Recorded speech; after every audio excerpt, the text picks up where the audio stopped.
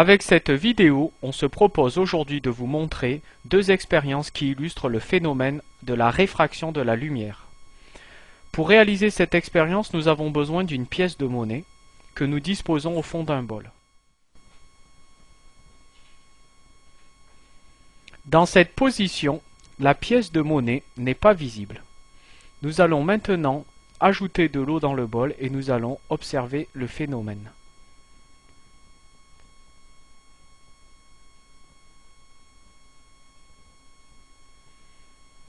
Lorsque le niveau de liquide augmente, on remarque que la pièce devient visible.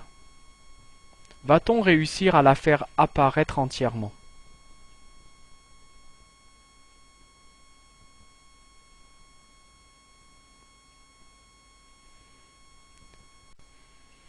L'augmentation du niveau du liquide rend possible la visibilité de la pièce dans sa totalité.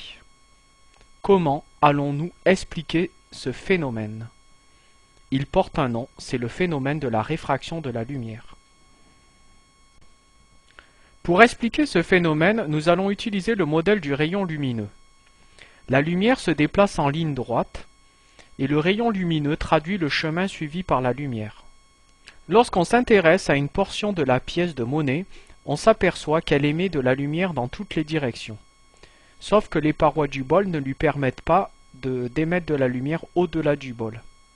De ce fait, il existe plusieurs zones, des zones où la pièce n'est pas observable, elle n'est pas visible, et une zone où la pièce est visible. Lorsque notre œil sera placé dans cette zone, il pourra ainsi voir la pièce. Prenons une situation où l'œil est placé à une certaine hauteur, de manière à ce qu'il ne puisse pas voir la pièce de monnaie lorsqu'il n'y a pas d'eau. Que va-t-il se passer lorsque l'on introduit de l'eau dans le bol? Nous allons expliquer cela encore une fois avec le modèle du rayon lumineux. La pièce de monnaie dans l'eau émet de la lumière dans toutes les directions. Comme l'eau est un milieu homogène, cette lumière va se déplacer en ligne droite. C'est ce que traduit le tracé du rayon lumineux. En revanche, à la surface de l'eau, il y a un changement de milieu, puisque l'on passe du milieu liquide, l'eau, à un milieu gaz, l'air. Et là, lors de ce changement de milieu, la lumière va changer de direction. C'est ce que l'on appelle le phénomène de réfraction de la lumière. Si vous souhaitez comprendre davantage ce phénomène, je vous engage à étudier les lois de Snell-Descartes. On se propose maintenant de vous montrer une deuxième expérience ou une deuxième illustration de cette loi de la réfraction de la lumière.